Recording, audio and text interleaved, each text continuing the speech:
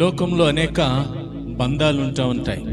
ఈ లోకంలో ఉన్నటువంటి బంధాలని మనం చూస్తే తల్లి తండ్రి అనే బంధం, భార్యాభర్తల బంధం, అన్నదమ్ముల బంధం, అక్క చెల్లెల బంధం, రక్త సంబంధికులు, అనేక బంధాలు మనకి లోకంలో కనపడుతూ ఉంటాయి. అదేవిధంగా మనకి స్నేహ బంధం అనేది కూడా మనకి కనిపిస్తూ ఉంటుంది. ఈ బంధాలన్నిటిలో విలువైన బంధం ఏది అని అంటే, దేవుడు తల్లిని తండ్రిని మనకు ఏర్పాటు చేస్తాడు, మనం ఏర్పాటు చేసుకోలేం. నాకు పలానాయన తండ్రి కావాలి, పలానాయన తల్లి కావాలని మనమైతే ఏర్పాటు చేసుకోలేం. అదంతా ఎవరి చాయిస్ అంటే దేవుడి చాయిసే. నాకు అక్క కావాలి, తమ్ముడు కావాలి, లేదా అన్నయ్య కావాలి అని మనం ఆ బంధాలను మనం ఏర్పాటు చేసుకోలేం. అవన్నీ కూడా దేవుని చాయిసే. కానీ స్నేహితుల్ని ఏర్పాటు చేసుకునేటువంటి అవకాశం అయితే మనందరికీ ఉంది. ఇక్కడ ఒక స్నేహ బంధాన్ని కట్టుకునే అవకాశం అయితే మనందరికీ ఉంది. ఒక మంచి స్నేహితుడిని మనము ఎన్నుకునే అవకాశం దేవుడు మనకు కల్పించాడు. ఈరోజు స్నేహితుల దినోత్సవం, ఫ్రెండ్షిప్ డే. చాలా మందికి తెలిసి ఉంటుంది అనుకుంటున్నాను. ఎందుకు దీనికి అంత ప్రాధాన్యత ఉంది, ఎందుకు దీనికి అంత ప్రాధాన్యతగా ప్రతి ఒక్కరూ స్నేహితుల దినోత్సవాన్ని జరుపుకుంటున్నారు? స్నేహితులనే వారు ప్రతిరోజు కూడా కలుసుకుంటారు. స్నేహితులనే వారు ప్రతిరోజు కూడా మాట్లాడుకుంటూ ఉంటారు. స్నేహితులనే వారు ప్రతిరోజు కూడా ఒకరినొకరు చూసుకోకుండా ఉండలేరు. వారు ఎంత ప్రాణ స్నేహితులైనా, ఎంత దూరంగా ఉన్నా కనీసం ఆ స్వరాన్ని వినేసరికి వీరిలో ఏమొస్తుందంటే ఒక ప్రాణం లేచి వచ్చిన ఫీలింగు వీరిలో కలుగుతూ ఉంటుంది.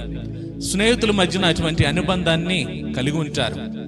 అయితే ఈరోజు మనము నిజమైన స్నేహితుడు, మనము చూడండి, చాలా మంది మనము కాలేజీల్లోనో స్కూల్స్లో జాయిన్ అవుతున్నప్పుడు మనం ఏం కోరుకుంటామంటే మంచి ఫ్రెండ్స్ కావాలి నాకు అని అనుకుంటాం, మంచి స్నేహితులు కావాలి అని అనుకుంటాం.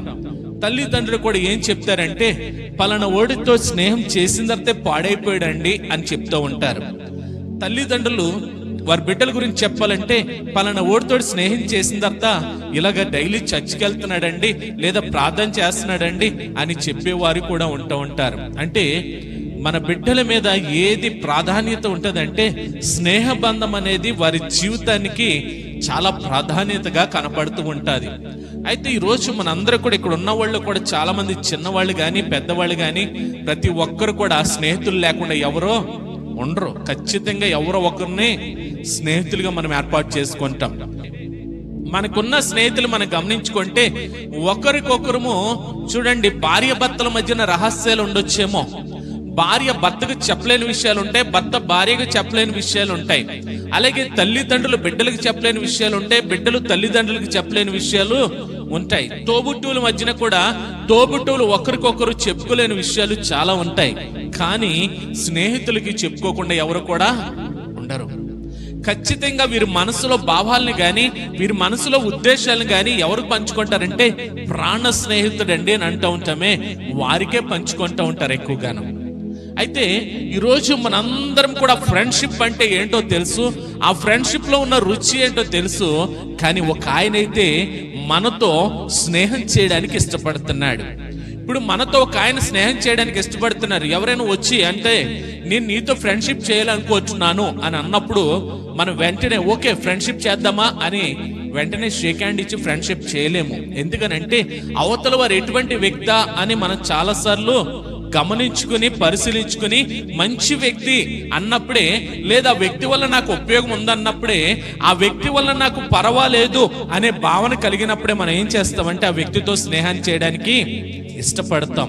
ఈ రోజున బైబిల్ గ్రంథంలో నుంచి ఒక వ్యక్తి మనతో స్నేహం చేయడానికి ఇష్టపడుతున్నాడు. ఎవరనేది చూస్తే యోహాను సువార్తలోకి రండి. యోహాను సువార్త 15వ అధ్యాయం 13వ వచనం కాడి నుంచి చూద్దాం. తన స్నేహితుల కొరకు ప్రాణం పెట్టువాని కంటే ఎక్కువైన ప్రేమ గలవాడు ఎవడునో లేడు. నేను మీకు ఆజ్ఞాపించిన వాటిని చేసిన ఎడల మీరు నాకు స్నేహితులై ఉందురు. దాసుడు తన యజమానుడు చేయు దానిని ఎరుగడు గనుక ఇక మిమ్మును దాసుడని పిలువక స్నేహితులు అని పిలుచుచూ ఉన్నాను. దేవునికి స్తోత్రం. ఇక్కడ యేసుక్రీస్తు ప్రభువు చెబుతూ ఉన్నాడు, స్నేహితుడికి ఉండాల్సినటువంటి లక్షణం ఏంటంటే ప్రాణం పెట్టే దానికంటే ఎక్కువ ప్రేమ కలిగి ఉండాలంట. మన స్నేహితుడికి ఉండాల్సినటువంటి లక్షణం ఏంటి? దేవుని వాక్యం చెప్తుంది, మన స్నేహితుడు ఎలాగ ఉండాలంటే మన కొరకు ప్రాణం పెట్టాలంట. మన కొరకు ప్రాణం పెట్టేటువంటి ప్రేమ గలవాడై ఉండాలంట. మీకున్నటువంటి స్నేహితులు అటువంటి ప్రేమను పెట్టే ప్రేమ కలిగి ఉన్నారా? రెండు, ఆయన అంటున్నాడు ఇప్పుడు ఆయనతో స్నేహం చేయాలంటే, యేసయ్యతో మన స్నేహం చేయాలంటే ఆయన అంటున్నాడు, నేను చెప్పే మాట నువ్వు విన్నావు అనుకో, నేను నీతో స్నేహం చేస్తానన్నాడు. నేను చెప్పే మాట నువ్వు విన్నావు అనుకో, నా మాటను గౌరవించావనుకో, నా మాటను విన్నావు అనుకో, నేను నీతో ఫ్రెండ్షిప్ చేస్తానంటున్నాడు ఆయన. దేవునికి స్తోత్రం. నా ఫ్రెండ్ ఉండేవాడు, మా ఇద్దరు చాలా ప్రాణ స్నేహితులు.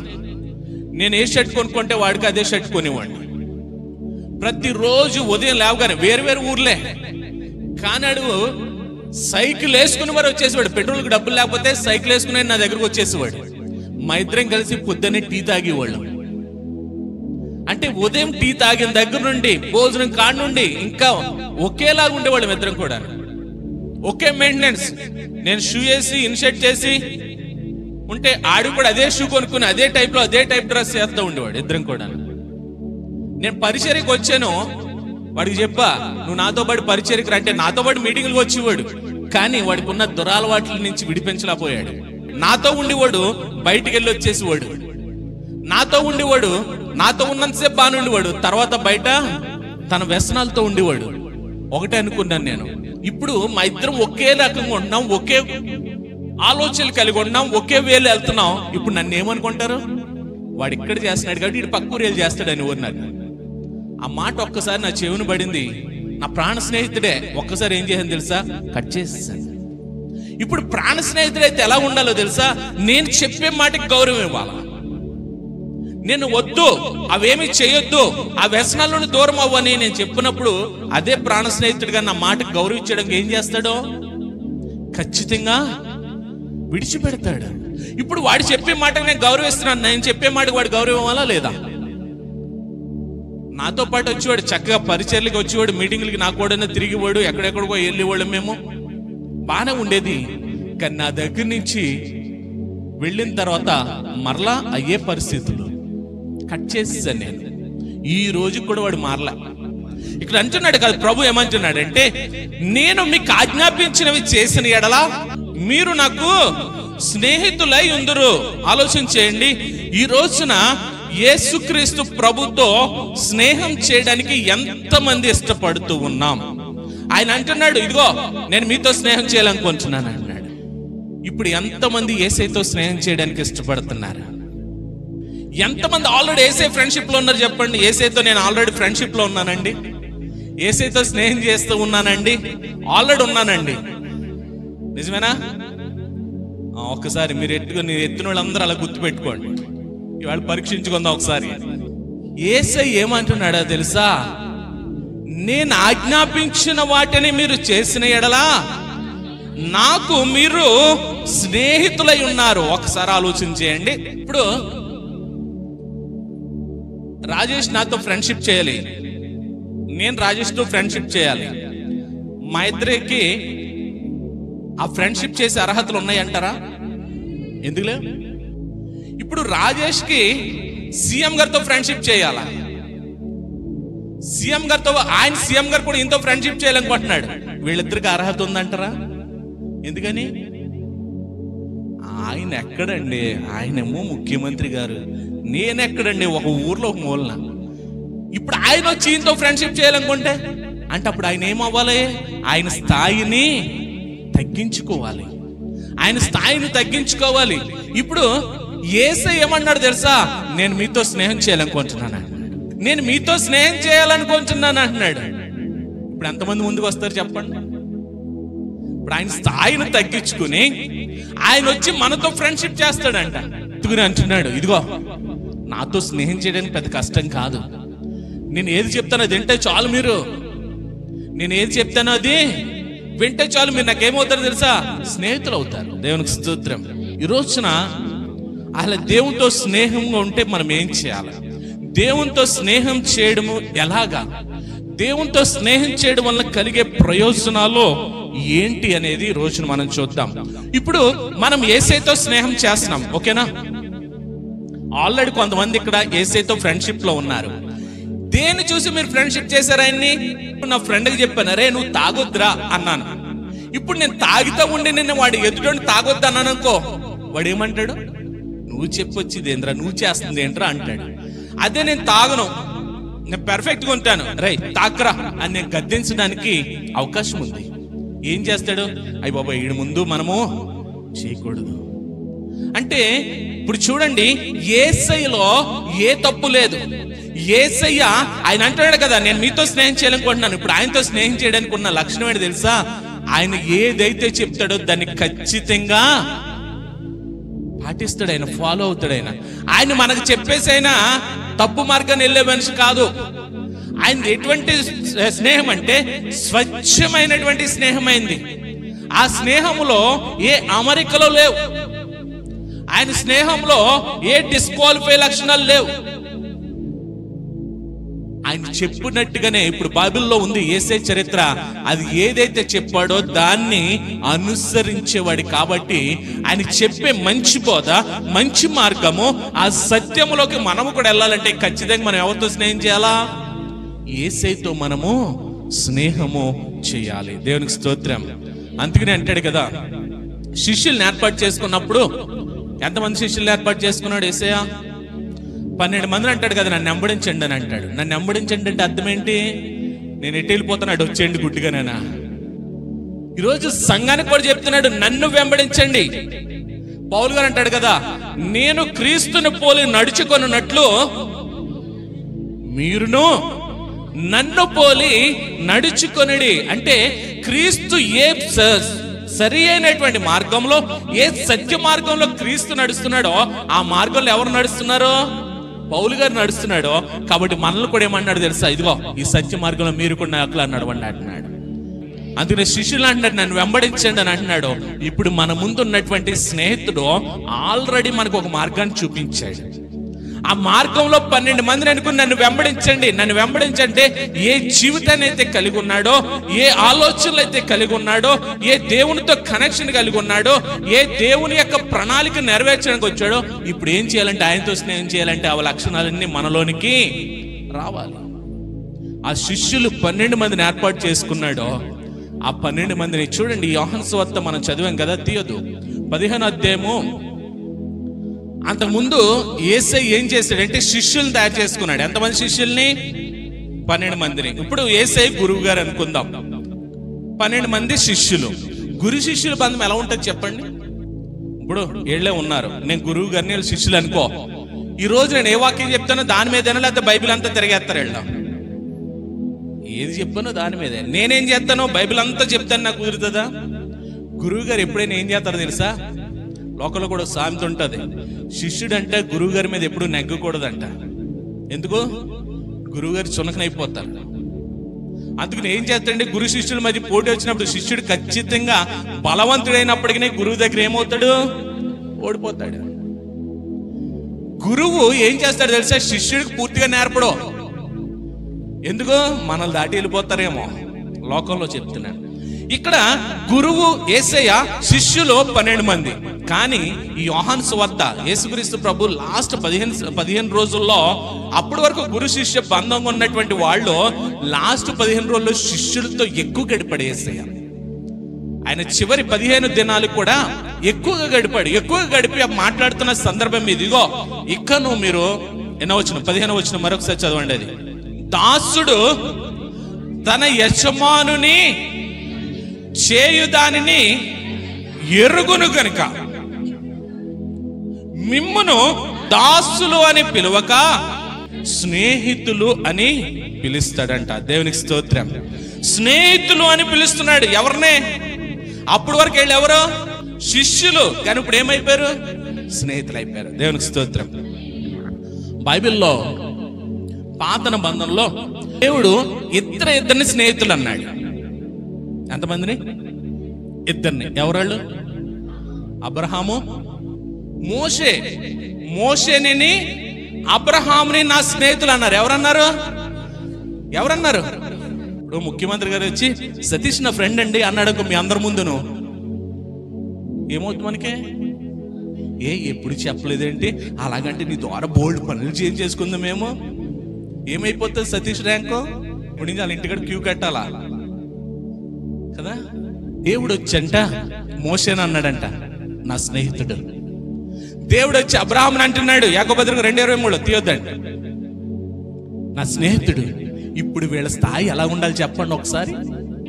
క్రొత్త నిబంధన వచ్చేసరికి స్నేహితులు ఎవరున్నారు చెప్పండి? యేసయ్యకి ఎంతమంది స్నేహితులు ఉన్నారు? ఒక స్నేహితుడు ఉన్నాడు. ఆ స్నేహితుడి కోసం 4 రోజుల తర్వాత వచ్చాడు. లాజరు నా స్నేహితుడు అంటాడు. తర్వాత ఇప్పుడు మనం చదివిన దాంట్లో 12 మందిని నా స్నేహితులు అని అంటున్నాడు. తర్వాత ఆ పై వచనం అంటున్నాడు కదా, నేను ఆజ్ఞాపించిన వాటిని మీరు చేసిన ఎడలా అంటే లాజర్ అన్నాడు. పాత నిబంధనలో దేవుడు ఇద్దరిని స్నేహితుడు అని అంటే, క్రొత్త నిబంధనలోకి వచ్చేసరికి లాజర్ని స్నేహితుడు అంటాడు, 12 మంది శిష్యులు స్నేహితులు అంటాడు. అలాగే ఆయన ఆజ్ఞలను ఎవరైతే అనుసరిస్తారో మనందరిని కూడా ఆయన స్నేహితులని అంటున్నాడు. దేవునికి స్తోత్రం. ఇష్టపడుతున్నారా యేసయ్యతో స్నేహంలో కొనసాగడానికి? అంటున్నాడు కదా నా స్నేహితుల ఇందురని అన్న తర్వాత అంటున్నాడు కదా, నాకంటే మీరు గొప్ప కార్యాలు చేస్తాడు. ఎప్పుడో తెలుసా? నేను వెళ్ళిపోయిన తర్వాత మీరు నాకంటే గొప్ప కార్యాలు చేస్తారు. ఎవరికి ఇచ్చాడు అధికారం? ఎవరికి ఇచ్చాడు? యేసయ్య స్నేహితులకి ఇచ్చాడు. దేవునికి స్తోత్రం. స్నేహితులు అనేసాడు కదా ఇక్కడ. ఇప్పుడు దాసులు అన్నాడా, శిష్యులు అన్నాడా, స్నేహితులు అన్నాడా? మరి మళ్ళీ శిష్యులు అంటారే, స్నేహితులు అంటున్నాడు కదా మీరు నాకంటే గొప్ప కార్యాలు చేస్తాడు. యేసయ్య ఆ యూదయ, సమరయ, గలిలయ ఈ ప్రాంతాల్లో, దెకపోలియా, ఆ రోమా ఏరియా ఈ ప్రాంతంలోని సుమారుగా యేసయ్య పరిచర్య చేసిన ప్రాంతం ఎంత అంటే 200 మైళ్ళ సరౌండింగ్ లోనే పరిచర్య చేశాడు. శిష్యులు ప్రపంచంలో నలుమూలలకు కూడా పరిచర్య చేశారు. దేవునికి స్తోత్రం. అది గొప్ప కార్యం. ఇంకా యేసయ్య అద్భుతాలు బైబిల్ గ్రంథంలో 4 సువార్తల్లో రాయబడిన అద్భుతాలు 38 అద్భుతాలు. కానీ అపోస్తలుల కార్యాల్లోకి వస్తే పేతురు వెళ్తుంటేనంట నీడబడినప్పుడు కూడా చనిపోయినాడు, బతికాడంట. దేవునికి స్తోత్రం. అంటే వీళ్ళు యేసయ్య కంటే గొప్పోళ్ళని కాదు, కానీ యేసయ్యలో ఉన్న గొప్పతనం ఒకే ఒకటి ఉంది. అదేంటో చెప్పమంటారా? ఒకే ఒకటి అంటే అది ఒక్కడని కాదు, అది ఎవరికి వలన సాధ్యం కానిది. యేసయ్య ఈ లోకానికి వచ్చి తన మరణం ద్వారా ఈ ప్రపంచానికే రక్షణ ఇచ్చాడు. అది ఎవరి వలన సాధ్యం కాదు. అది ఎవరి వలన సాధ్యం కాదు. ఇస్సాకు ద్వారా సాధ్యపరచడానికి చూచాడు దేవుడు. కాదో, ఇస్సాకు ద్వారా ఇస్తే అది బలి అర్పణ, రక్షణ కాదు. అందుకని ఏం చేశాడు తెలుసా? ఇస్సాకు రక్షణ బలి అర్పణ దగ్గర గొర్రె పిల్లను పంపాడు.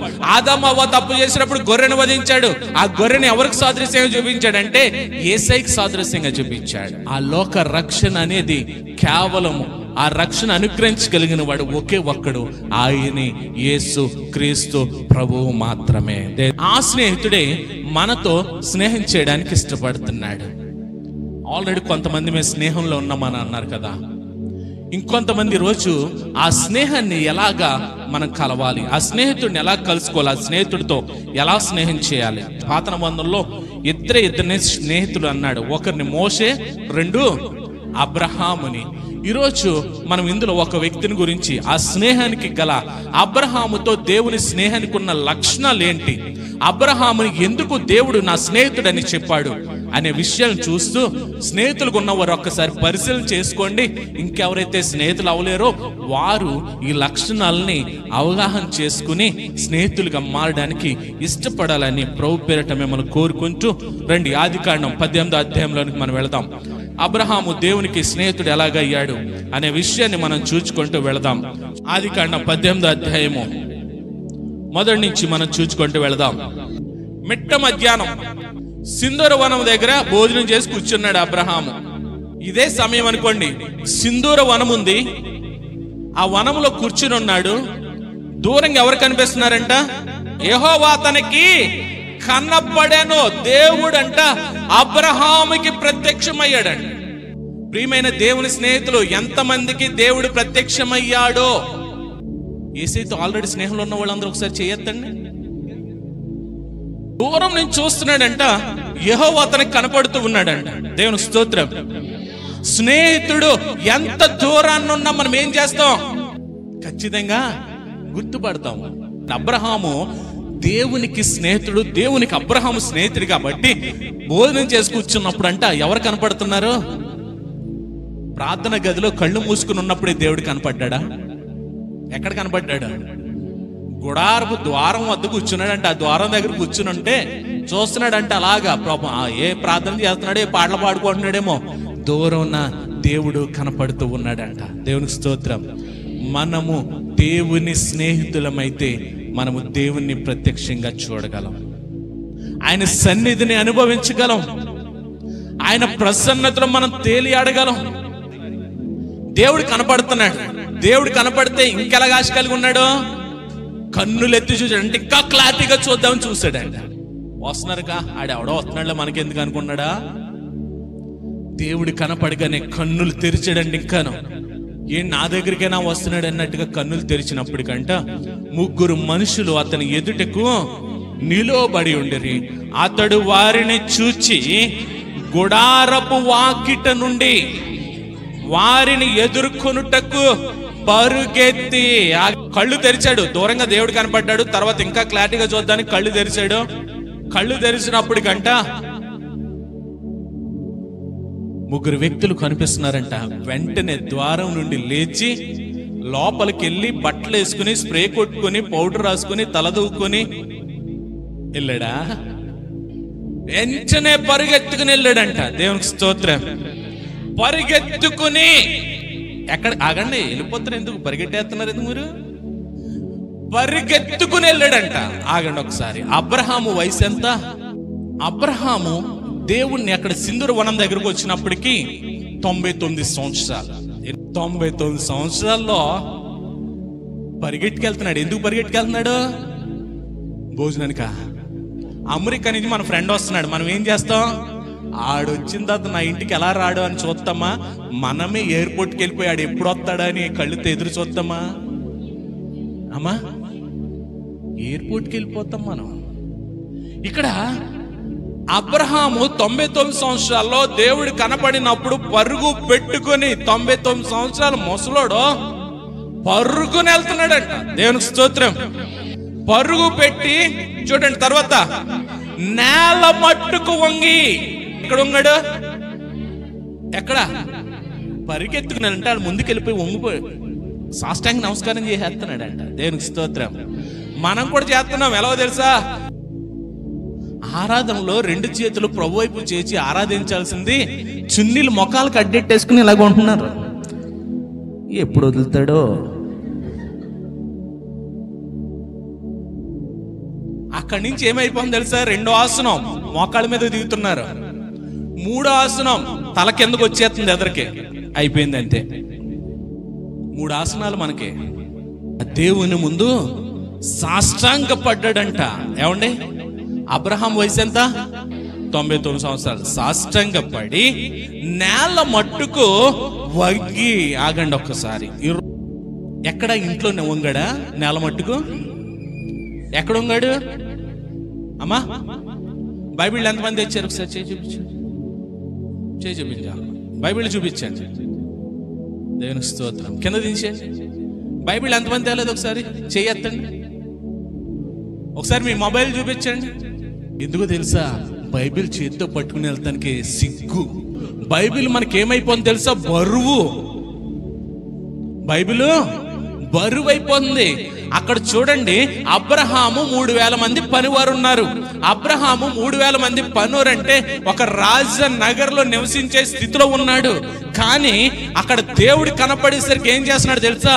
ఇంటిలో నేను ప్రార్థన చేసుకుని వస్తున్నానండి, నేను ఇంటిలో ప్రార్థన చేస్తానండి, బయట ప్రార్థన చేయమంటే బాబోయ్ నాకు సిగ్గండి. అబ్రహాము ఎక్కడో తెలుసా? ఆరు బయట సాష్టాంగపడి నమస్కారం చేస్తున్నాడు. అక్కడ ఈరోజు బహిరంగంగా దేవుని స్తుతించగలమా? బహిరంగంగా దేవుని ఆరాధించగలమా? బహిరంగంగా దేవుని ప్రార్థించగలమా? బహిరంగంగా దేవుని వాక్యాన్ని చెప్పగలమా? బహిరంగంగా చేస్తున్నాడు అక్కడ. ఎందుకో తెలుసా? అక్కడ ఉన్నది ఎవరో? అది మనకే. కానీ అబ్రహాంకి ఎవరో తెలుసా? నా స్నేహితుడు, నా స్నేహితుడి దగ్గర ఉండి వెళ్ళడానికి నేను సిగ్గుపడను, నా స్నేహితుడి గురించి చెప్పడానికి నేను సిగ్గుపడను, నా స్నేహితుడిని పొగడానికి నేను సిగ్గుపడను. నేను బైబిల్ చేతితో పట్టుకుని వెళ్ళాలంటే సిగ్గొస్తుంది. దేవుని వాక్యము మన మొబైల్లో పెడితే వీడు దేవుడి బిడ్డరా అంటారేమని సినిమా బొమ్మలు వేస్తున్నారు. మనం చోట ఒక మీటింగ్కి వెళ్తుంటే కరెక్ట్గా ఇలాగే చర్చి ఎదురుగుండా పెట్టారండి పెద్ద కటౌట్, ఇంచుమించు 20-25 అడుగులు ఉంది కటౌట్. ఆ కటౌట్ కింద పేర్లు ఉన్నాయి, ఆ బొమ్మ వేసిన వాళ్ళ పేర్లు. ఏం పేర్లో తెలుసా? ఒకటి పేరేమో జాన్ అంట, ఒకటి పేరేమో పీటర్ అంట, ఒకటి పేరేమో జాకబ్ అంట, ఒకటి పేరేమో పౌల్ అంట. ఇంతగా బొమ్మ ఏంటనుకుంటున్నారు? సినిమా యాక్టర్ బొమ్మ. ఆ సినిమా యాక్టర్ బొమ్మ ఎవరి పేర్లు? అరే బైబిల్లో పేర్లు అవన్నీ, భక్తుల పేర్లు, మంచి సాక్ష్యం కలిగిన వాళ్ళ పేర్లు. వాళ్ళ పేర్లు ఎట్టుకెళ్ళి దాని మీద వేస్తారండి. తల్లిదండ్రులు మీ బిడ్డలకు పేరెట్టేటప్పుడు ఆడు బతుకుని బట్టి పెట్టండి పేర్లు, లేదా పేరెట్టుకున్నవారు ఆ పేరు కలిగిన వారి సాక్ష్యాన్ని బట్టి అన్న బ్రతకండి.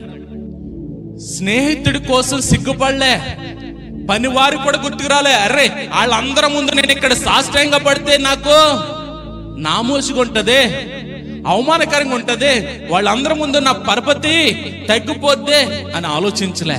వాళ్ళందరి ముందు కూడా సాష్టాంగ పడ్డాడంటారు. ఇక్కడ అంటున్నాడు కదా, బ్రతిమాలుతున్నాడు, రిక్వెస్ట్. ఏమని బ్రతిమాలుతున్నాడు? నీ ఆశీర్వాదాలు ఈ ప్రభువా, మంచి ఇల్లు ప్రభువా, మంచి కారు ప్రభువా, మంచి బంగారం ఈ ప్రభువా, అలా బ్రతిమాలుతున్నాడా? నీ కటాక్షం ఏమైందంటే నీ ప్రేమ.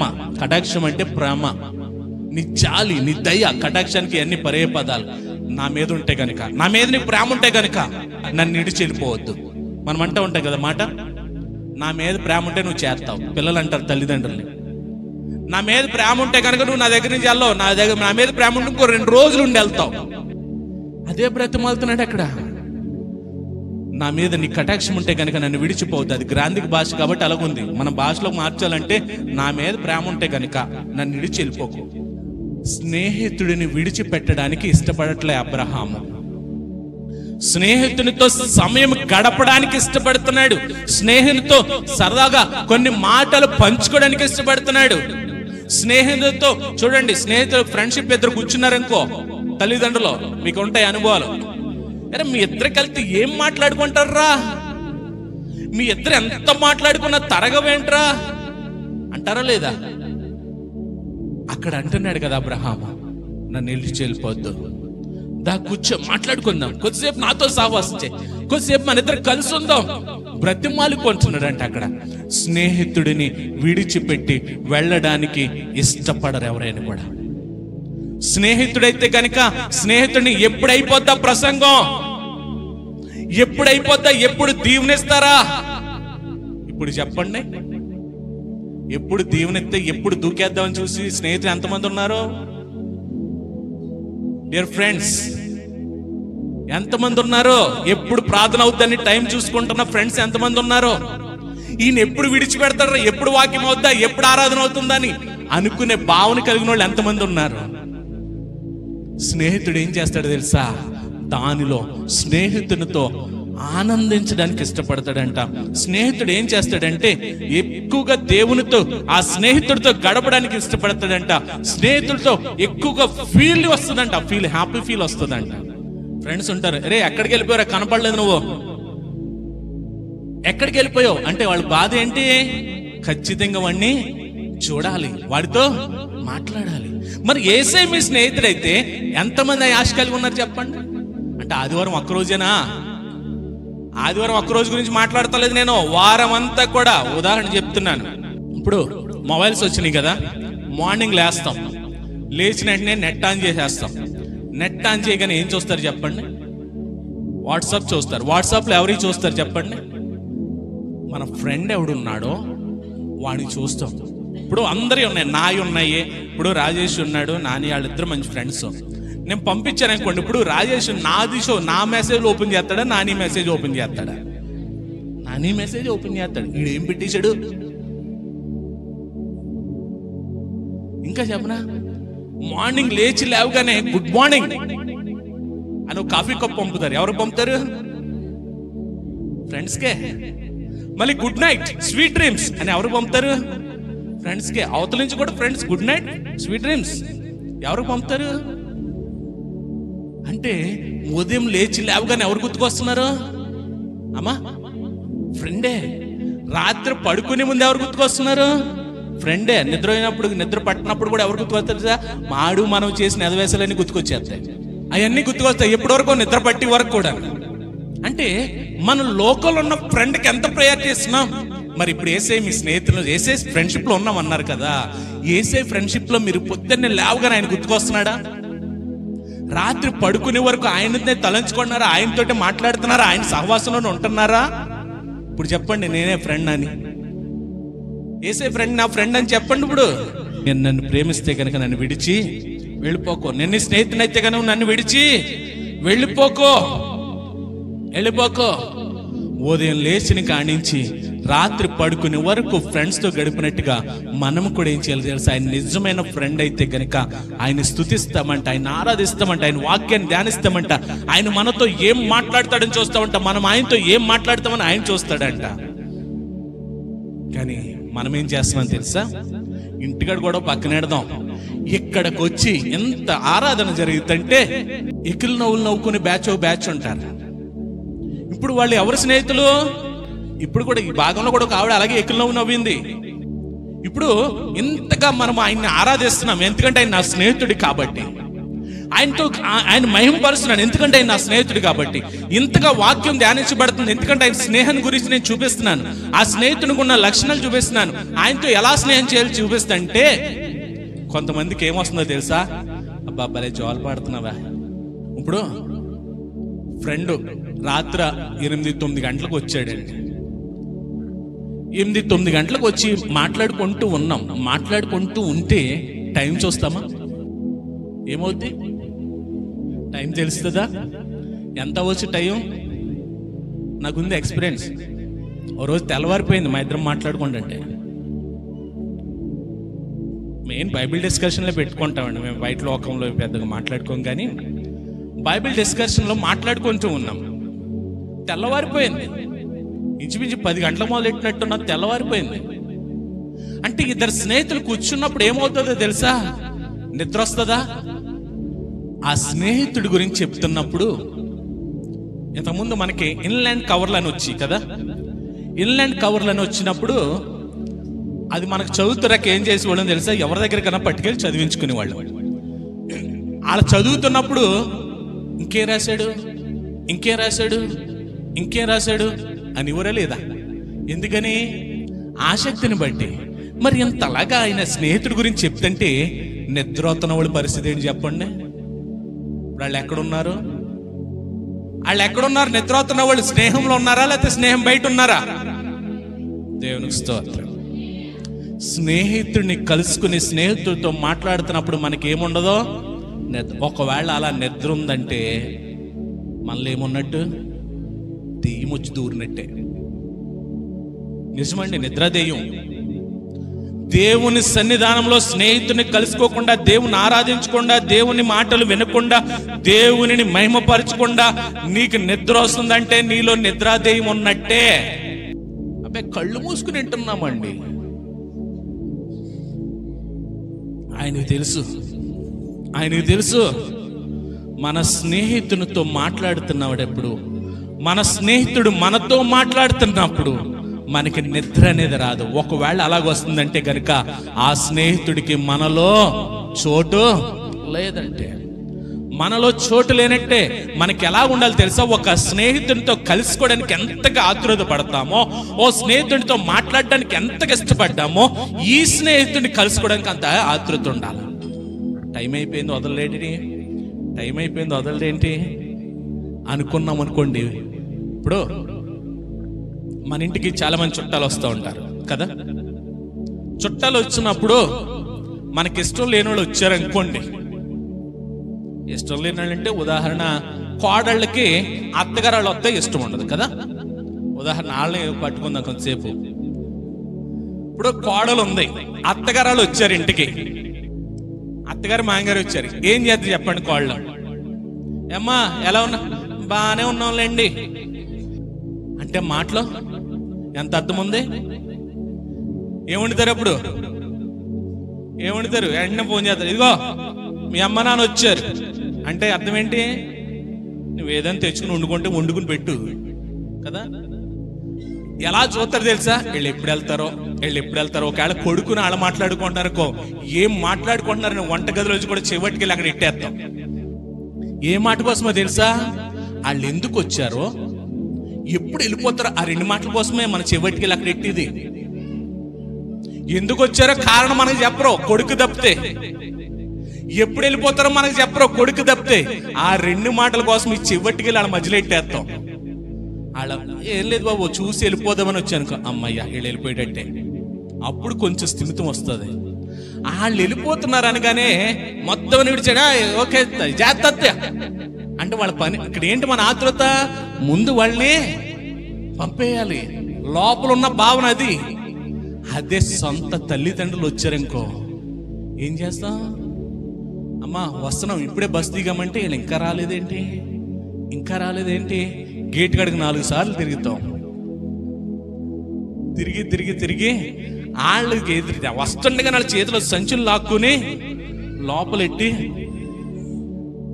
వాళ్ళు వెళ్ళిపోతాం అనుకుంటానే. మీరు ఏదేమైనా నాకు చాలా బెంగ వచ్చేసింది, మీరు 4 రోజులు ఉండి వెళ్ళాలి. ఏమండి వెళ్ళి ఒక చికెన్ కానీ మటన్ కానీ లేకపోతే అక్కడి నుంచి అది కానీ ఇది కానీ ఆ ఏరియా ఐటమ్లన్నీ తెప్పించేసి తినండి కొంచెమే పేకల వరకు పెట్టి పంపుతారు.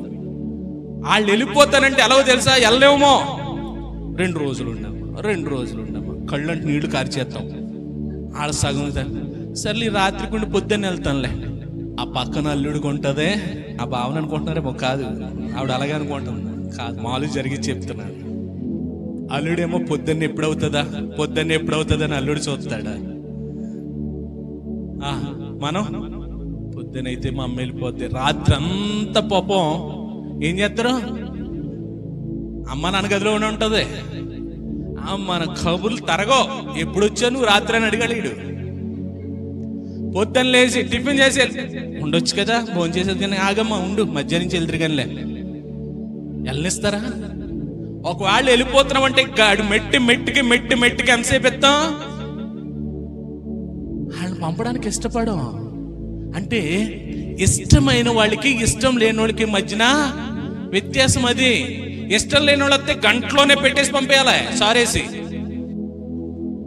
ఇప్పుడు యేసై అంటే మనకి ఇష్టమైతే, యేసై అంటే మన స్నేహితుడైతే, యేసై గనుక మనకి ప్రాణ స్నేహితుడైతే గనుక మనము కూడా ఎలా ఉంటాం తెలుసా? ఆయనతో గడపడానికి ఇష్టపడతాం మనం. అదే అంటున్నాడు ఇక్కడ అబ్రహాము, నన్ను దాటి వెళ్ళిపోవద్దు, నన్ను విడిచి వెళ్ళిపోవద్దు, నాతో ఉండు. మనమా దీవిని ఇవ్వగానే మొక్కలు ఎన్నే పాస్టర్ గారు ముఖం కూడా చూడరు. వాక్యం అవగానే నేను చాలాసార్లు మొదటి ఆదివారం చెప్తాను కదా, అమ్మ విన్న వాక్యాన్ని బట్టి మీరు మోకరించి ప్రార్థన చేయండి బలలో అంటున్నాను కదా, గలగలగల వచ్చేతనే కబుర్లు. అంటే అక్కడ అర్థం ఏంటి? నా ఫ్రెండ్తో మాట్లాడానే, ఇలా మాట్లాడాడే ఆ ఫీలింగ్ లేదు మనకి. ఆయన ఏదో చెప్పాడు, మనం ఏదో విన్నాం, వెళ్ళిపోయింది అదంతాను, మన ఇద్దరం మాట్లాడుకుందాం. ఇప్పుడు ఎవరికి ఇస్తున్నారో మీరు? ఏ స్నేహితుడికి విలువిస్తున్నారో? ఆ స్నేహితుడు గంట మాట్లాడుతున్నాడు మీతోటే. ఆ మాటలు కాదు మనకే, ఆయన ఏదో చెప్పుకున్నాడు. దా ఏంటి ఎంతసేపు ఎలా కూర్చున్నా నువ్వు? ఈ చీర కట్టుకొచ్చావా? ఏముండా అక్కడ వచ్చేస్తున్నా. ఎక్కడ? ఆయన శరీరంలో ఆయన రక్తంలో మన భాగమైనప్పటికీ కబుర్లో వస్తున్నాయి. అరే నాతో మాట్లాడాడు కదా, ఎలాగ ఉండమన్నాడు కదా, నా స్నేహితుడు నాతో మాట్లాడిన దాన్ని బట్టి నేను కూడా స్నేహంలో బలపడాలంటే ఇది తీసుకుందామే అని ప్రార్థనాపూర్వకంగా తీసుకుంటలే. మాట్లాడకుండా విన్న వాక్యాన్ని బట్టి ప్రార్థన చేసుకుని సిద్ధపడండి అంటే ఏంటి ఇలాగొచ్చే, అక్కడ కదా ఇక్కడ ఎలాగైపోతున్నామంటే ఆ స్నేహంలో మనం నిలబడలేకపోతున్నాం. మన ఆశ ఏంటి తెలుసా? ఇంటికాడ ప్రార్థన చేసేస్తున్నామండి. ఎలాగా? ఇంటికాడ ప్రార్థన చేసేస్తున్నాం. మరి ఇంకా ప్రార్థనలో పట్టుకుని అందరూ కళ్ళు మూసుకుంటున్నాం, ఎవరు మాట్లాడుకుంటున్నాం. మరి ఎప్పుడు మాట్లాడుకుంటున్నాం? వాక్యం అప్పుడే మాట్లాడుకుంటున్నాం. ఎప్పుడు మాట్లాడుకుంటున్నాం? ఆరాధనలోనే మాట్లాడుకుంటాం. ప్రార్థన అంటే నువ్వు ఆయనతో మాట్లాడటం, ఆరాధన అంటే ఆయన మహిమపరచడం, కనపరచడం, వాక్యం అంటే ఆయన నీతో మాట్లాడటం. ఆయన నీతో మాట్లాడినప్పుడు నువ్వేం చేస్తున్నావు? మంచి గిఫ్ట్ పట్టుకుని వచ్చాడు మన ఫ్రెండ్, రాగానే మనం ఎరా ఏట్రా మొత్తం స్టైల్ ఏమి వచ్చిందిరా నీక అని ఎటగారికి మాట్లాడారు అనుకోండి, మనోడేమో చాలా వాల్యుబుల్ గిఫ్ట్ పెట్టుకుని వచ్చాడు, మీరు అన్న మాటలకే మనసును వచ్చుకున్నాడు. ఇప్పుడు గిఫ్ట్ ఇస్తాడా, వెనకబడిపోతాడా? ఎందుకని? అదే మరి ఆయన వచ్చి ఆయన మాట ద్వారా మిమ్మల్ని ఆదరించడానికి, ఆయన మాట ద్వారా మిమ్మల్ని బలపరచడానికి, ఆయన ఆశీర్వాదాలు మీకు అందించడానికి వస్తే మనమే బాగున్నావా, చీరెంత, ఎక్కడ కొన్నా, ఈ మాటలు మాట్లాడుకుంటే ఎలా ఉంటుంది ఆయనకి? చూడండి, సుంకరి ప్రార్థన చేస్తాడు. లూకాసు వార్తలోనికి 18వ అధ్యాయం 10వ వచనం కానీ చూడండి. ఇద్దరు వ్యక్తులు ఉన్నారు ఇక్కడ. ఒకడు పరిసైడు, రెండు సుంకరి. పరిసైడు ఎలా చెప్తున్నాడు తెలుసా? నీకు దశమ భాగాలు ఇవ్వలేదా? ఇదిగో అంత దౌర్భాగ్య స్థితిలో లేనందుకు నీకు వందనాలయ్యా, ఇదిగో ప్రతిసారి నీకు ఇచ్చేస్తున్నాను కదా, నన్ను కరుణించన్నా అంటున్నాడు. సుంకరంట దేవుని చూడడానికి కూడా ధైర్యం చాలనటువంటి పరిస్థితుల్లో రెండు చేతులను ఆకాశం వైపు చాచి, ఈ పాపినైనా నన్ను కరుణించవా అని ప్రార్థన చేస్తున్నాడంట. ఈ ఇద్దరు ప్రార్థనలో ఎవరు ప్రార్థన గొప్పదంట? అందుకని అంటున్నాడు, మనమేం చేస్తున్నాం తెలుసా? ఆదివారం 2 గంటలు కూర్చుంటే బాబోయ్ భక్తి ఎక్కువైపోయింది. యేసయ్య నీ స్నేహితుడైతే గనుక, యేసయ్య మీకు మన స్నేహితుడిగా అంగీకరించాలంటే గనుక ప్రతిరోజు లేవు దగ్గర నుంచి రాత్రి పడుకునే వరకు కూడా ఆయనతో సహవాసం చేయగలగాలి. చాలా మంది చూస్తూ ఉంటాం, చక్కగా పాటలు పాడతారు, ఇక్కడికి వచ్చి కొన్ని చోట్ల ప్రార్థన కూడా చేస్తూ ఉంటారు. పాటలు పాడేసి వచ్చి బాగా పాడానా, ప్రార్థన చేసి వచ్చి బాగా చేశానా? ఎవరి కోసం చేశారు? ప్రార్థనలో బాగానో పాటల్లో బాగా ఉంటాయా? పాట పాడిన దేవుని మహిమ కొరకు కాదా? మన టాలెంట్ చూపించుకోవడంకా? ప్రార్థన చేయడం దేవుని యొక్క సహాయాన్ని కోవడమా, లేకపోతే మన గొప్పతనం చెప్పుకోవడమా? లేదు బాబా, గంట మోకరించి చేసేస్తున్నాను. ఎవరికి చెప్తున్నా? ఎవరికి చెప్తున్నా? గంట మోకరించి చేసేస్తున్నాను. ఆయన చెప్పాలి, నువ్వు గంట ఏ తలంపులు లేకుండా దేవుని మీద ఆధారపడి దేవునితోటే మాట్లాడవని ఆయన చెప్పాలి. మనం అనుకుంటా గంట మోకరించేస్తాం, ప్రార్థన క్యాసెట్ వెళ్ళిపోద్ది, బుర్ర ఎక్కడికో వెళ్ళిపోద్ది. దేవుడి దృష్టిలో ఎంత లెక్క వచ్చిందంటారు? మీ గంట వచ్చేమో ఆ గంటల్లో నువ్వు దేవునితో కనెక్ట్ అయిన సమయాన్ని ఆయన చూస్తాడు. ఇక్కడ అబ్రహాం అంటున్నాడు, నన్ను దాటి వెళ్ళిపోకు, ఎందుకంటే యేసయ్యకి స్నేహితుడిగా ఉన్నాడు, దేవునికి స్నేహితుడిగా ఉన్నాడు కాబట్టి నన్ను దాటి వెళ్ళిపోకు అంటున్నాడు. 4వ వచనం రండి త్వరగా. మిట్ట మధ్యాహ్నం వచ్చారు. మిట్ట మధ్యాహ్నం వచ్చిన వాళ్ళకి, ఎడారిలో వచ్చిన వాళ్ళకి ఎలా ఉంటది అమ్మా? వేడి వేడి టీ ఇస్తామా, కాఫీ ఇస్తామా? ఇదిగో నీళ్ళు రప్పిస్తాను, కొద్దిసేపు కూర్చుని అలసట తీర్చుకో. నువ్వు ఎండలో పడొచ్చావు కదా, నువ్వు ఎండలో కాలుపు దెబ్బ తగిలి ఉంటుంది, కొద్దిసేపు కూర్చో, నీళ్ళు రప్పిస్తాను, తాగి అలసటను తెచ్చుకో, కొంచెం రిలాక్స్ అవ్వు, కొంచెం రిలాక్స్ అవ్వు అని అంటున్నాడు ఇక్కడ. ఎందుకు అంటున్నాడు అని అంటే, ఆయనకి చెంబుడు మంచినీళ్ళు ఎత్తే నాకు ఆశీర్వాదాలు వస్తాయనే తలంపు కాదు. నువ్వు అలసట తీరంటే హాయిగా ఉండు, రిలాక్స్ అవ్వు, కొంచెంసేపు సేద తీరు. ఎందుకో తెలుసా? నువ్వు సేద తీరితే నాకు కూడా హాయిగా ఉంటాను. నువ్వు తప్పికొని ఉంటే నాకు బాధే, నువ్వు కొంచెం రిలాక్స్ అయ్యనుకో, నాకు హాయిగా ఉంటుంది. అంటే ఇక్కడ ఏం కోరుకుంటున్నాడంటే, నువ్వు హాయిగా ఉంటే నేను కూడా హాయిగా ఉంటాను, నువ్వు నెమ్మది కలిగి ఉంటే నేను కూడా నెమ్మది కలిగి ఉంటాను. అంటే ఇప్పుడు ఎవరికి చెప్తున్నాడు ఈ మాట? దేవునికి చెప్తున్నాడు, నువ్వు హాయిగా ఉండు, నేను హాయిగా ఉంటాను. ఎందుకో తెలుసా? నేను నీతో ఉంటే హాయి, నాకు నువ్వు నాతో ఉంటే హాయి. అది కోరుకుంటున్నాడు అక్కడ.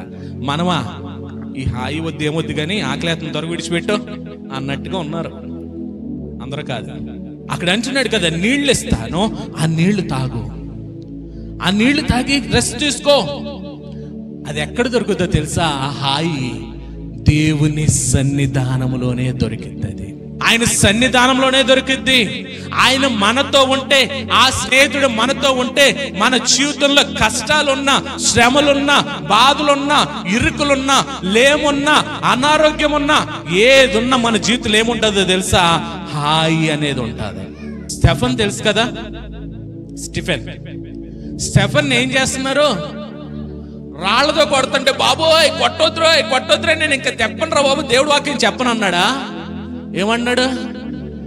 నేనంట మోకరించంట ఆకాశం వైపు చూసి, అదిగో దేవుడు నాకు కనపడుతున్నాడు, ప్రభు వీళ్ళు ఏం చేస్తున్నారో తెలియదు కదా, క్షమించే.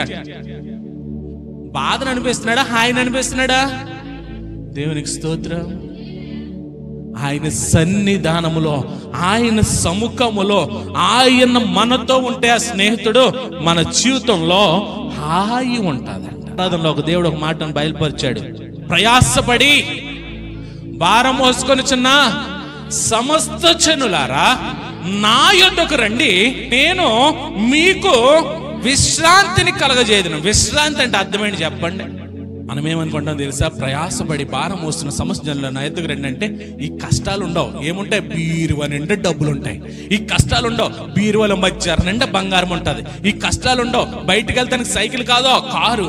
ఈ కష్టాలు ఉండవు. హాయి గొలిపేది ఏంటో తెలుసా?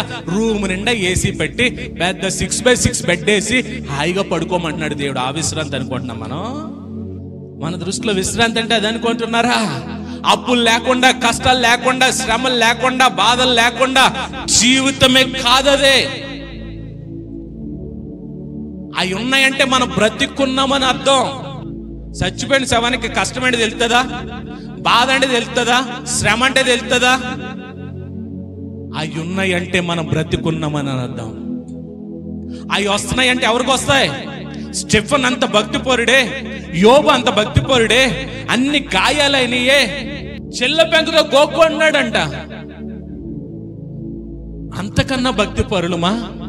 నీకు శ్రమ ఎక్కువ అవుతుందంటే నువ్వు భక్తులు ఎదుగుతున్నావు అని అర్థం.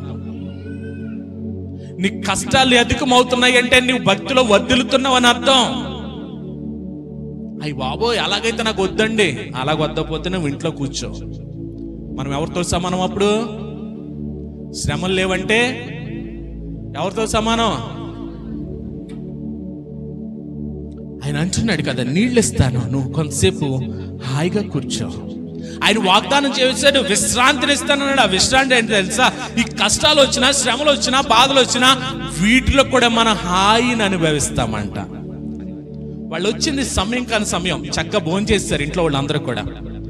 ఇంట్లో వాళ్ళందరూ భోజనం చేసి కూర్చున్నారు, రిలాక్స్ గా కూర్చున్నాడు. అబ్రహాము కూడా అంటున్నాడు కదా, ఇదిగో కొంచెం ఆహారం రప్పిస్తాను, మీ ప్రాణాలను బలపరుచుకోండి అంటున్నాడు. దేవుని స్తోత్రం. మీరు తింటున్న ఆహారం మీ ప్రాణాలని బలపరుస్తుందా? పొద్దున్నే లేవాలా, పనికి వెళ్ళాలి, డబ్బులు తెచ్చుకోవాలి, వండుకోవాలి, తినాలి, తినేసి పడుకోవాలి. ఏది స్నేహం ఎక్కడ? సహవాసం ఎక్కడ? అంటున్నాడు కదా, ఇదిగో మీకు కొంచెం ఆహారం రప్పిస్తాను, మీ ప్రాణాలను బరిపరుచుకోండి, తర్వాత అప్పుడు మీరు ఎదురుగలే. అంటే అబ్రహాం ఏం కోరుకుంటున్నాడు ఇక్కడ? వాళ్ళకి మర్యాదలు చేయాలని కోరుకుంటున్నాడా? ఆ స్నేహితుడితో సమయము ఎలా గడపాలని ఆలోచన చేస్తున్నాడు. మాస్టర్ గారు ఇంకో గంట వాకింగ్ చెప్పండి అన్న వాళ్ళు ఎవరైనా ఉన్నారా? ఎప్పుడు వదిలేస్తారని చూస్తున్నామండి అని అంటున్నారు కదా. చూడండి, సమయం కాని సమయం అంటున్నాడు కదా.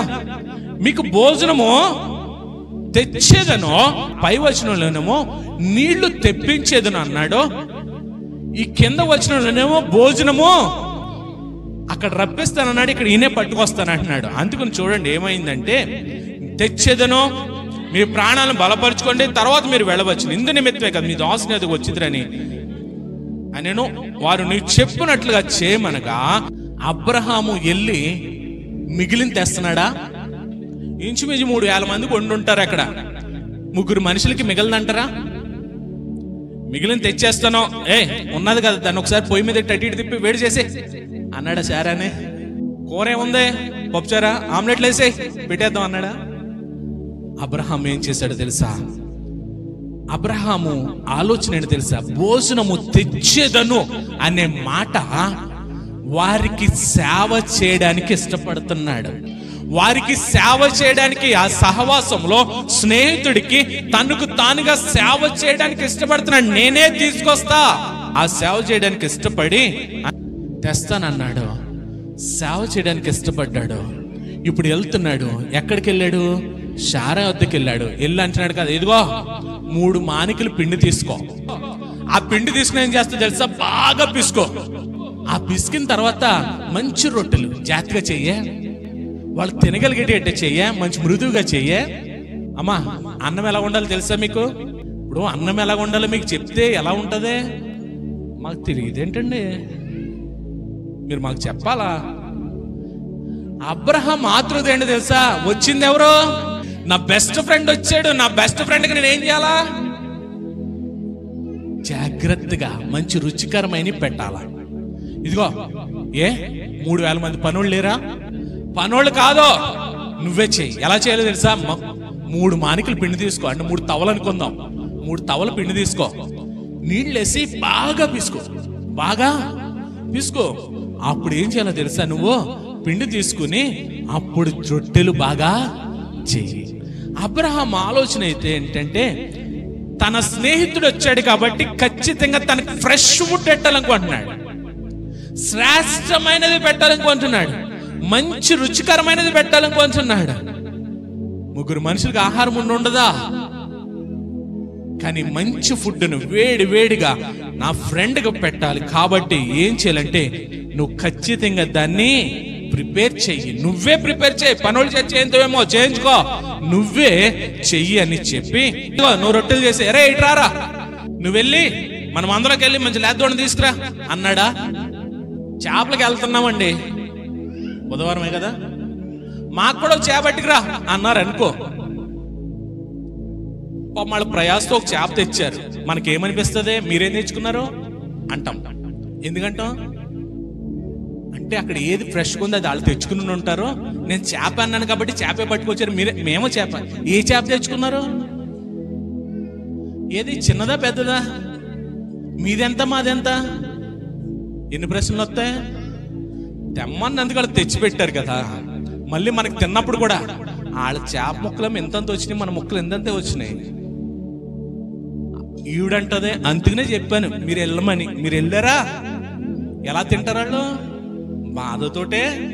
వాళ్ళు పెద్ద ముక్కలు తినేస్తున్నారు, మేము చిన్న ముక్కలు తింటాం, బాధతోటే తింటాం కూడా. తినేటప్పుడు కూడా వాళ్ళు తెచ్చారని ఆనందం ఉంటుందా?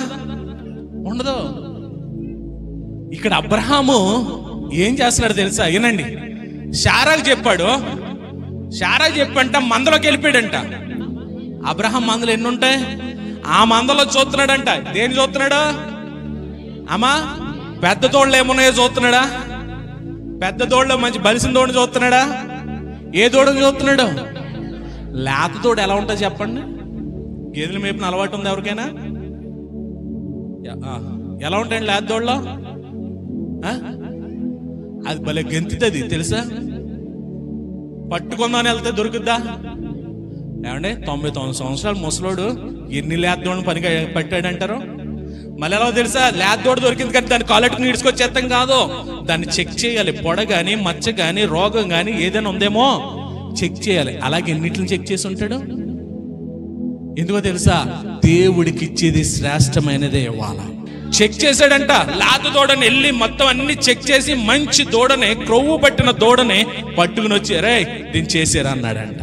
మంచి లేత దూడని చేసి పట్టుకొచ్చి పన్ని కట్టుకునేప్పుడు పనోడిని వెళ్ళి ఆ మందలం మేపి వాళ్ళు ఉంటారే, రే మంచి లేత దూడని కొవ్వట్టుందని తీసుకురా అంటే తేడా.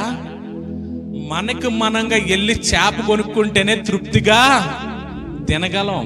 మనకు మనంగా చేప కొనుక్కుంటేనే తృప్తిగా తినగలం. పక్కోళ్ళు తెస్తే తృప్తిగా తినలేం. అబ్రహాం ఉద్దేశం ఏంటి తెలుసా? నా స్నేహితుడికి నా తృప్తి కొద్దీ పెట్టాలి. ఎలా పెట్టాలో తెలుసా? ఇంట్లో మిగిలిపోయింది పెట్టకూడదు. ఇంట్లో మిగిలిపోయి ఇక పడేస్తానికి సిద్ధపడింది పెట్టకూడదు. ఇంట్లో చిరుగుపోని పట్టుకు రాకూడదు. దేవుడికి ఇచ్చేది శ్రేష్టమైనది ఇవ్వాలనే ఉద్దేశం. మనమేం చేస్తాం తెలుసా? మిగిలిపోయిందో, 2 నలిగిపోయిందో, 3 పగిలిపోయిందో, 4 చిరిగిపోయిందో. ఇప్పుడు మీ బెస్ట్ ఫ్రెండ్ ఉన్నారండి, మీ బెస్ట్ ఫ్రెండ్ వచ్చారు. ఆవిడ వస్తూ మంచి గిఫ్ట్ తీసుకొచ్చింది. మీరు ఏం చేస్తారు? 1000 రూపాయలు గిఫ్ట్ తెస్తే 100 రూపాయలు గిఫ్ట్ ఇస్తారా? ఏం చేస్తారు? మన కట్నాలు కూడా కనపడతాయి. వాళ్ళు 500 ఎడితే మనం ఎంత ఎట్టాలి? వాళ్ళు 500 ఎట్టారు కూడా 100 ఎట్టేద్దాంలే అనుకుంటాం కదా. ఇక్కడ మన స్నేహితుడు మనకు అన్ని ఆశీర్వాదాలు ఇస్తుంటే, మన స్నేహితుడు మన కోసం పని కట్టుకుని వస్తుంటే, మన స్నేహితుడు మన కోసం ఆలోచిస్తుంటే, మన స్నేహితుడు మన కోసం తన ప్రాణాన్ని ఇస్తుంటే, మనమేమిస్తున్నాం? వారంలో ఎంత సమయాన్ని ఇస్తున్నారు ఒక్కసారి ఆలోచించుకోండి. వారంలో ఎంత ప్రభుకి కానుకనిస్తున్నారో ఆలోచించుకోండి. వారంలో ఎంత స్థానాన్ని మీ స్నేహితుడికి ఇస్తున్నారో ఆలోచించుకోండి. ఇప్పుడు ఆయన మీ ప్రియమైన స్నేహితుడా? ఆయన మీ ప్రియమైన స్నేహితుడా? అబ్రహాము పని కట్టుకుని నిల్లాడు. మంచి లేత దూడని, క్రొవ్వు పట్టిన దూడని తీసుకుని వచ్చి అక్కడ ఇచ్చి పనివాడికి అప్పగించి దీన్ని సిద్ధపరచు అన్నాడు. సిద్ధపరిచిన తర్వాత అబ్రహాము పెట్టాలంటే మిగిలిన భోజనం పెట్టేయచ్చు. అబ్రహాం పెట్టాలంటే మిగిలిన భోజనం పెట్టేస్తే వారి కడుపు నిండదా? మిగిలిపోయింది ఎవరికి పెడతారు చెప్పండి? చిరిగిపోయింది ఎవరికి ఎత్తారు? ఇప్పుడు చెప్పండి, మీ స్నేహితుడు ఈయన అయ్యాడా? అడుక్కునివాడు అయ్యాడు ఆయన? నెల బడ్జెట్ వేస్తామే, ఈ కూరగాయలకి ఇది, కేబుల్కి ఇది, ఆటికి ఇది, ఈటికి ఇది అన్నీ వేసి ఇది ఉంది కదా ఇది కానికేద్దాం. ఎక్కడా? చివరిన మిగిలిపోయిన దాన్ని దేనికి ఇస్తున్నావు? దేవునికి ఇస్తున్నాం. ఇప్పుడు నీ స్నేహితుడికి నువ్వు ప్రేయర్ ఇస్తున్నామా? స్నేహితుడికి ప్రాధాన్యత ఇస్తున్నామా? అబ్రహాం అలా చేయలే. అబ్రహాము దృష్టిలో దేవుడు ఆయన ఎవరంటే తన ప్రాణ స్నేహితుడు, తన ప్రియమైన స్నేహితుడు. కాబట్టి ఏం చేశాడో తెలుసా? తన కోసం మిట్ట మధ్యాహ్న వేళ ప్రత్యేకంగా సిద్ధపరిచి తన భార్య చేత తను సిద్ధపరిచినటువంటి దాన్ని, శ్రేష్టమైన దాన్ని పెట్టాడు.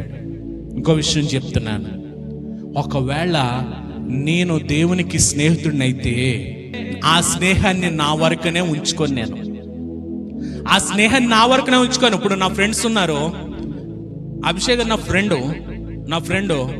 ఇప్పుడు నా ఫ్రెండ్స్ అందరికీ కూడా ఆయన ఫ్రెండ్ అని చేశా. ఇప్పుడు నా ఫ్రెండ్స్ అందరికి కూడా ఆయన ఏమయ్యాడు? ఫ్రెండ్ అయ్యాడు. అసలు ఎవరు ఫ్రెండ్? నా ఫ్రెండే. కానీ ఇప్పుడు నా ఫ్రెండ్స్ అందరికి కూడా ఆయన ఫ్రెండ్ అయ్యాడు. నేను దేవునికి స్నేహితుడిని అయితే ఆ స్నేహం నా వరకు ఆగిపోదు. ఏం చేశాడు తెలుసా అబ్రహాము దేవుని స్నేహితుడు కాబట్టి ఎవరిని తీసుకొచ్చాడు? ఫస్ట్ తన భార్యని కలిపాడు అందులో. తర్వాత ఎవరిని తీసుకొచ్చాడు? పనివాడిని తీసుకొచ్చాడు. ఏం చేస్తున్నాడు? ఆ స్నేహితుడికి కలుపుతూ ఉన్నాడు. మీరు గనుక దేవుని స్నేహితులైతే మీరే కాదు, మీ కుటుంబమే కాదు, మీకున్న స్నేహితులు, మీకున్న బంధువులు, వీళ్ళందరికీ ఎవరు స్నేహం చేస్తారో దేవునితో స్నేహంలో కలుపుతారు వాళ్ళని. అబ్రహాం అదే చేశాడు. భార్యను కలుపుకున్నాడు, పనివాడిని కలిపాడు, వాడికి స్నేహితులుగా పరిచయం చేసి వారిని కూడా స్నేహితుల్ని చేస్తూ ఉన్నాడు. భోజనం చేస్తున్నారు, అబ్రహాం అక్కడే ఉన్నాడు, శారా ఏమో ఆ వెనకాల ఉంది. ఎందుకంటే స్త్రీలు ముందుకు రాకూడదు. ఆచార ప్రకారం స్త్రీలు ఆ పురుషులకి వారి ముఖాలను చూపించకూడదు, వారి ముందుకు రాకూడదు. వెనక గుడారం అంచునుంది. అబ్రహాం ఏం చేస్తున్నాడంట? వారికి దగ్గరుండి వడ్డిస్తున్నాడంట. దేవునికి స్తోత్రం. దగ్గరుండి వడ్డిస్తున్నాడు, ప్రేమతో వడ్డిస్తున్నాడు. ఇంకొంచెం. కారణం ఏంటి తెలుసా? స్నేహితుడి మీద ఉన్న ప్రేమను బట్టి. ఈ లోపల వారు అడుగుతున్నారంట, శారా ఏది అని అడుగుతుంటే లోపల ఉందన్నాడంట. సరేలే గాని వచ్చే సంవత్సరం ఇదే రోజుకి మీకు బిడ్డ పుట్టబోతున్నాడు. ఏమండి, ఈ మాట అనేసరికి వాగ్దానం ఇచ్చి ఎంతకాలం అయిందో తెలుసా? దేవుడు అబ్రహాముని నీ సంతానం నిష్కరణ వలన నక్షత్రం వలన విస్తరిస్తానని వాగ్దానము ఇచ్చి ఎంతకాలం అయిందో తెలుసా? 24 సంవత్సరాలు అవుతుంది. అప్పటికి 24 సంవత్సరాలకు వచ్చి అబ్రహాం మర్చిపోయాడేమో. ఈ 24 సంవత్సరాలు శారా ఎంత టార్చర్ పెట్టి ఉంటుంది అబ్రహాముని. ఏంటి మీ దేవుడు అన్నాడుగా ఏది? ఎందుకంటే ఇక్కడ శారా అంట వాళ్ళ అన్న మాటకి నవ్వుకుందంట. ఇక్కడ శారా కూడా నవ్వుతుంది. దేవుడు గుర్తు చేస్తున్నాడు, ఇదిగో మరలా వచ్చే సంవత్సరం ఇదే రోజుకి నీకు నేను ఇచ్చిన వాగ్దానం యేసు నామములో అది జరగబోతుందంట అని చెబుతుంటే శారా అంట గుడార ద్వారంలో ఉండంట. ఏమనుకుంటున్నాడు ఆయన? నా వయసు ఏమని ఇంకా 18 సంవత్సరాలు అనుకుంటున్నాడా? ఆ ముసలుడు వయసు ఏమైనా 20 సంవత్సరాలు అనుకుంటున్నాడా అని నవ్వుకుంటుందంట. దేవుని స్తోత్రం. శారా దేవుని శక్తిని ఎరగట్లేదు. శారా అద్భుతాలు చేసే దేవుని పరిపూర్ణంగా ఎరగట్లేదు. ఆ మాటకి ఒక విధంగా చెప్పాలంటే దేవుడికి ఏమొచ్చిందంటే కోపం వచ్చింది. ఎందుకు వచ్చింది? శారా దేవుని శక్తిని ఎరగకుండా ఉంది కాబట్టి. హలో ఫ్రెండ్స్, దేవుడిచ్చిన వాగ్దానాన్ని మనం కూడా ఏం చేస్తాం, దేవుడి నెరవేర్తాడేంటి అనుకుంటున్నారు. చూడండి, వారందరికి కూడా ఇది ఒక హెచ్చరిక. దేవుడికి కోపం వస్తే ఆ కోప ఉగ్రతను మనం తట్టుకోగలమంటారా? కానీ ఇంటిలో ఒక్కళ్ళు స్నేహితులుగా ఉంటే వాళ్ళని బట్టి దేవుడు ఏం చేస్తాడో తెలుసా? మిగిలిన వారి పట్ల కూడా కనికరాన్ని చూపుతాడు. ఇదేంటి కొత్త సిద్ధాంతం అనుకుంటున్నారా? అంటే ఒక్కళ్ళు ప్రార్థన చేస్తే ఒక్కళ్ళు స్నేహితులు ఉంటే మిగతా లోకంలో తిరిగేచ్చు అనుకుంటున్నారా? కాదు కాదు. ఒక్కరు దేవునితో స్నేహం చేసి అబ్రహాము వంటి భక్తి జీవితాన్ని మనం జీవించగలిగితే అబ్రహాం ఏం చేసేవాడు తెలుసా? అనుదినము తన్ని బలి అర్పణ అర్పించినప్పుడు, అనుదినము దేవునికి నైవేద్యం అప్పగించినప్పుడు తన కుటుంబమే కాకుండా తన పనివారిని కూడా అక్కడ కూర్చోబెట్టేవాడు. యోబు కూడా ప్రతిరోజు కూడా వారి బిడ్డలను బట్టి వారు ఒకవేళ ఏమైనా తప్పు చేశారేమో అనే అనుమానంతో వారి కుటుంబాన్ని కూడా సూర్యోదయం అవ్వకుండానే వారిని తీసుకొచ్చి దేవుని సన్నిధానంలో కూర్చోబెట్టేవాడు. ఒక్కరు దేవునికి స్నేహితులుగా ఉంటే మన భక్తిని బట్టి, మన విశ్వాసాన్ని బట్టి, మన జీవిత సరళిని బట్టి వారికి కూడా దేవుని దగ్గరికి వచ్చే అవకాశం ఉంది. మనం నా మాట ఎంటలేదండి, ముందు మనం మారాలి. ముందు మన జీవితం సాక్ష్యం ఉండాలి. ముందు మన జీవితం మాదిరి ఉండాలి. మన జీవితం ఎప్పుడైతే మాదిరి ఉంటుందో, మన జీవితం ఎప్పుడైతే సాక్షార్థంగా ఉంటుందో, మన జీవితం ఎప్పుడైతే ప్రభుకి సన్నిహితంగా ఉంటుందో, స్నేహంలో ఉంటుందో, మన జీవితాన్ని బట్టి మన కుటుంబీకులు ఎవరైతే ఉన్నారో, మన బంధువులు ఎవరైతే ఉన్నారో, ఇంకా దేవుని ఎరగని వారు ఎవరున్నారో వారందరూ కూడా వచ్చే అవకాశం ఉంది. దేవుడికి కోపం వచ్చింది, శారా నవ్వింది. శారా నవ్విని బట్టి దేవుని కోపం వస్తే, కానీ దేవుడు ఈ వాగ్దానం ఇస్తున్నాడు. చూడండి, యెహోవాకు అసాధ్యమైనది ఏదైనా ఉన్నదా? ఈరోజు మనం తెలుసుకోవాల్సిన మాట, దేవునికి సమస్తమును సాధ్యమే. దేవుడికి కోపం వచ్చింది కదా, శారాకి బహుమానం ఇవ్వాలంటారా? ఇప్పుడు నేను ఒక గిఫ్ట్ అట్టుకుని వచ్చాను. వచ్చినప్పుడు మీ ఇంట్లో నా గురించి బ్యాడ్ గా మాట్లాడుకుంటున్నారు. ఏం చేస్తాను నేను? వీళ్ళని ఎంతో ప్రేమగా నేను తీసుకొస్తే నా గురించి చెడుగా మాట్లాడతారా? గిఫ్ట్ నేను చేస్తాను, వెనక్కెట్టి పట్టుకుని వెళ్ళిపోతాను. కానీ అక్కడ అబ్రహాం ఎవరు? ప్రాణ స్నేహితుడు. ఆ ప్రాణ స్నేహితుడు చూసినప్పటికీ ఆవిడ కూడా ఎందుకు, నాకు కావాల్సిన నా స్నేహితుడు, నా స్నేహితుడికి నేను ఇవ్వాలి. ఒకవేళ దేవుడు అక్కడ కోపగించి వెళ్ళిపోయి ఉంటే అబ్రహాం పిల్లలు ఉండేవారా? అబ్రహాం ద్వారా ఇస్సాకు వచ్చేవాడా? ఇస్సాకు ద్వారా యాకోబు వచ్చేవాడా? యాకోబు ద్వారా ఇజ్రాయెల్ సంతానం వచ్చేదా? ఇజ్రాయెల్ సంతానంలో యోధా గోత్రం ద్వారా క్రీస్తు ప్రభు వచ్చి ఉండేవాడా? మొత్తం భూమి అంతా ఇష్మాయిల్ సంతతి పెరిగిపోయేది.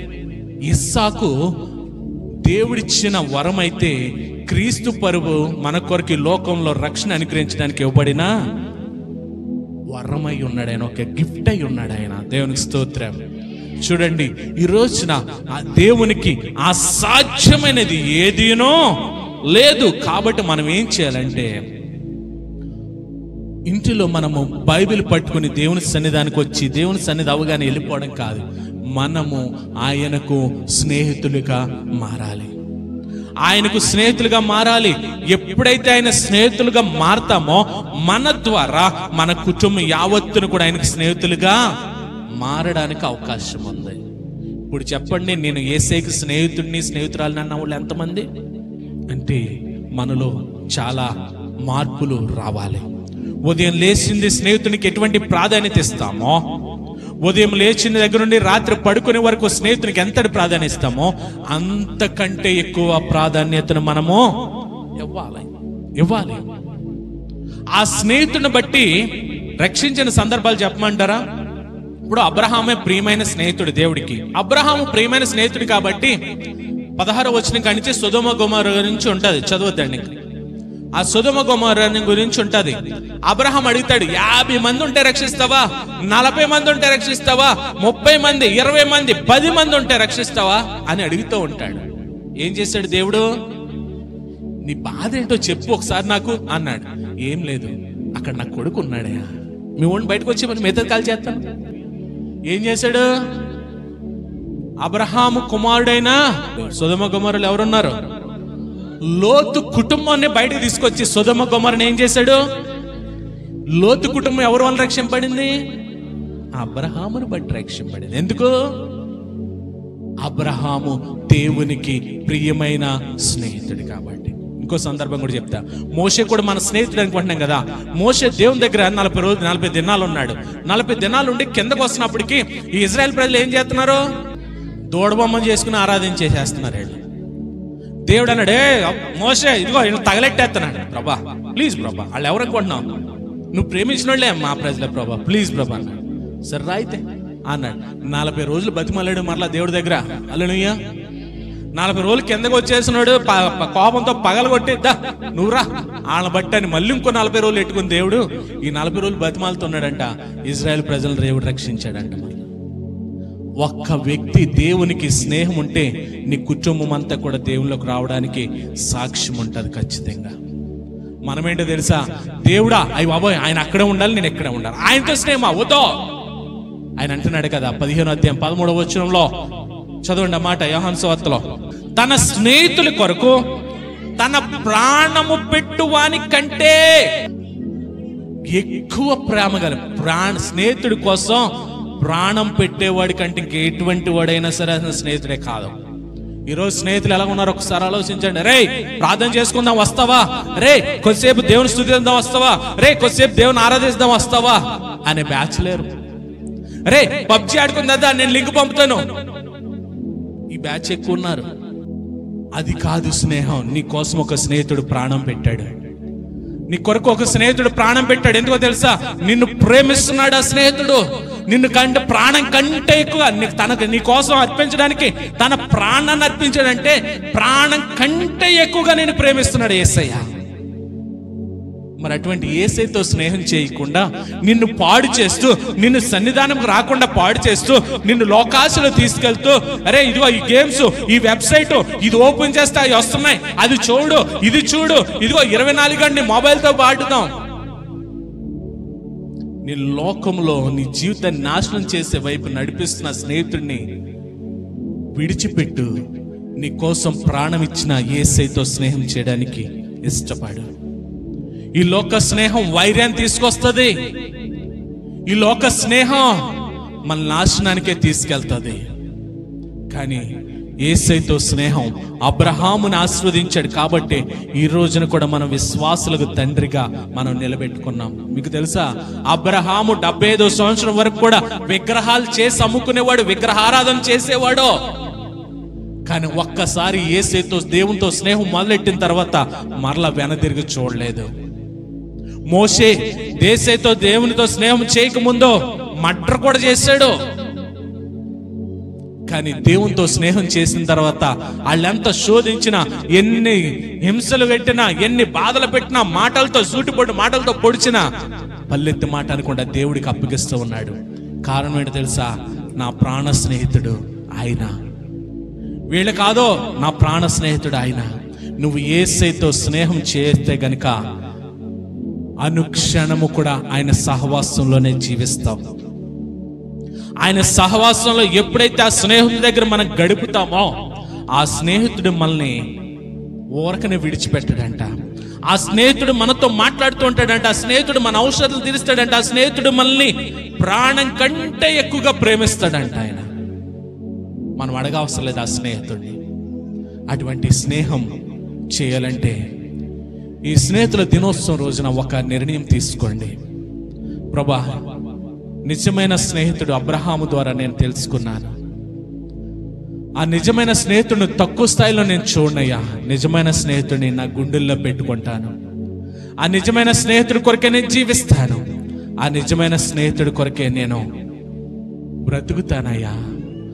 ఆయనే నాకు ప్రాణంగా నేను ప్రతిష్ఠించుకుంటానయ్యా అని ఒక నిర్ణయంతో ఆ ప్రాణ స్నేహితుడిని ప్రతిష్ఠించుకోవడానికి, ఆయనతో విడిచిపెట్టకుండా ఆయనతోటే జీవించడానికి ఇష్టపడడం కొరకు ఒక ప్రార్థన చేద్దాం మనమందరికి కూడా. మా తండ్రి నీకు వందనాలు ప్రభా. అబ్రహామును బట్టి మేము నేర్చుకున్నాము దేవునికి ప్రాణ స్నేహితుడిగా. ప్రభా, నువ్వే అబ్రహాము నా ప్రాణ స్నేహితుడు అని యాకోబు పత్రికలో నువ్వు చెబుతున్నావు, దినవృత్తాంతాల గ్రంథంలో నువ్వు చెప్తూ ఉన్నావు ప్రభా. మేమును కూడా తండ్రి నీ దృష్టిలో నీకు ప్రియమైన స్నేహితులుగా, ప్రాణ స్నేహితులుగా ఉండగలిగే కృప, నీ సహవాసం కోరుకునే కృప, నీతో మాట్లాడగలిగే కృప.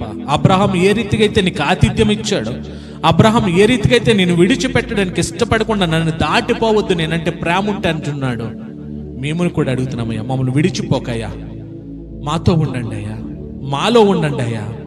నిత్యము నేను మీతో కలిసి మేము జీవించే కృప మాకు దయచేయమని యేసు నామములో ప్రార్థిస్తున్నాం తండ్రి. ఆమేన్.